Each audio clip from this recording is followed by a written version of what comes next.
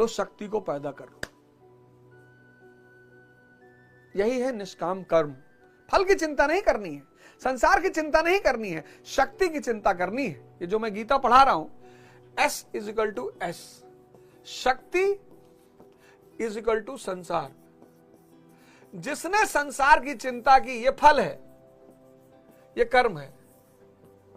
तुम सिर्फ कर्म करो, शक्ति बढ़ती चली जाए और संसार न मिले, असंभव।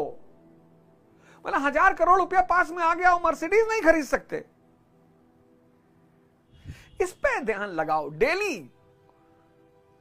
डेली शाम को डायरी चेक करो कि आज मैंने शक्ति के लिए क्या किया, और 1 साल दे दो। अगर हार गए ना दोस्त, तो सोमालिया चले जाएंगे। बस इस पे ध्यान दे दो। बस शक्ति मतलब संसार।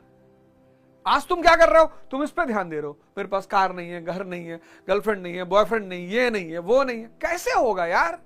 क्योंकि ये इसका परिणाम है। इसी को बुद्ध ने कहा थ्योरी ऑफ कॉसेशन, कार्य कारण का सिद्धांत, प्रतीत्व समुत्पाद। और इसी को गीता कहती है निष्काम कर्म। शक्ति अगर भोग के लिए इस्तेमाल हो रही है तो इंसान, शक्ति अगर सताने के लिए इस्तेमाल हो रही है तो हैवान, और शक्ति अगर सेवा में लग रही है तो परमात्मा। और जिसके पास शक्ति है ही नहीं वो गरीब। पैसा ऐसा का कोई खेल ही नहीं है। शक्ति, सारा खेल शक्ति का है। जो शक्ति भोग के लिए लग रही है वो इंसान, जो शक्ति शोषण में उपयोग हो रही है वो शैतान, जो शक्ति सेवा में लग रही है वो भगवान, और जिसके पास शक्ति है ही नहीं वो गरीब। सिंपल, एकदम सरल रूप, सरल।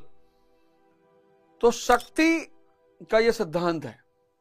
जिनके पास पैसा नहीं है वो गरीब नहीं है। जो गरीबी का नया पैरामीटर दिया गया कि जिनके पास पैसा नहीं वो गरीब है, जिनके पास शक्ति नहीं वो गरीब है। बहुत लोगों को मैंने देखा पैसा है और बहुत गरीब हैं, कोई सुनता नहीं, कोई बोलता नहीं। तो हम सबका जो जन्म हुआ है मानव के रूप में, वो परमात्मा स्वरूप को पाने के लिए हुआ है, और उसके लिए साधना करनी पड़ेगी। मेहनत मजदूर करते हैं, याद रखना। साधना करनी पड़ेगी, गुरु की संगत